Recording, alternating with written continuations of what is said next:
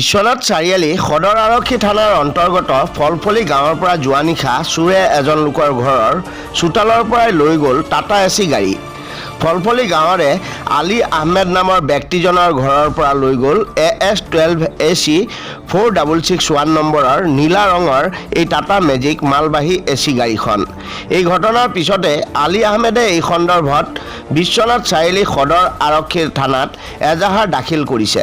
ইতিমধ্যে বিশ্বনাথ আৰক্ষীয়েও গাড়ীখনৰ সন্ধান বিচাৰি তদন্ত আৰম্ভ কৰিছে যদিও এতিয়া পৰ্যন্ত গাড়ীখনৰ কোনো সন্ধান লাভ কৰা নাই আৰক্ষীয়ে। আনহাতে আলী আহমেদৰ একমাত্ৰ জীৱিকা এই গাড়ীখনে এনেদৰে চুৰি হৈ যোৱাৰ বাবে পানীত হাঁহ নচৰা অৱস্থাৰ সৃষ্টি হৈছে ভুক্তভোগী পৰিয়ালটোৰ। পবিত্ৰ ৰমজান মাহৰ পাছতে ঈদ উদযাপনৰ ক্ষেত্ৰতো বহু অসুবিধাৰ সন্মুখীন হ'বলগীয়া হ'ব ভুক্তভোগী পৰিয়ালটো। সোমবাৰে ৰাতিপুৱা 3টা বজাত মই ভাত খাবলৈ উঠিছিলোঁ, আমাৰ ৰোজা ৰখা মানুহ। তাৰপিছত আৰু উঠি পেলাই তেতিয়া মই গাড়ীখন দেখিছোঁ আছে, ঠিকে আছে। তাৰপিছত আকৌ মই শুই পেলাই 3:30 বজাত উঠিছোঁ, তেতিয়া গাড়ী নাই। তাৰপিছত মই ইফাল সিফাল বিচাৰ কৰিছোঁ, মানে ঘৰত কৈছোঁ মই এনেকৈ মানে গাড়ী হেৰাইছে, গাড়ী মানে নাই দেই। তো কৈ পেলাই মই ইফাল সিফাল বিচাৰ কৰিলোঁ, ৰাস্তা ঘাটত চবফালে চালোঁ, চাই মেলি তাৰপিছত লাষ্টত মই এই গধূলি সময়তে মানে এজাহাৰটো দাখিল কৰিলোঁ।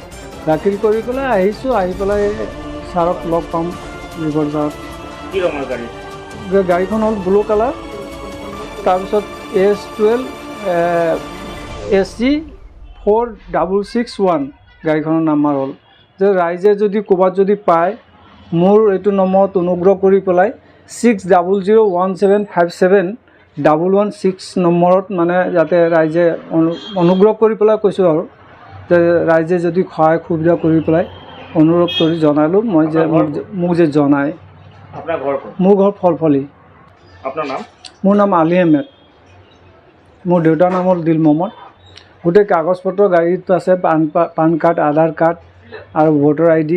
তাৰপিছত আকৌ ইফালে আপোনাৰ ড্ৰাইভিং লাইচেঞ্চ, গোটেই অৰিজিনেলখিনি গোটেই গাড়ীতে আছে আৰু অৰিজিনেল, আৰু গাড়ীত মানে মোৰ ID বিলাকো আছে আৰু গাড়ীৰ কাগজ পত্ৰ আছে, ইঞ্চুৰেঞ্চ চব তাতে আছে, ৰেচন কাৰ্ড আছে।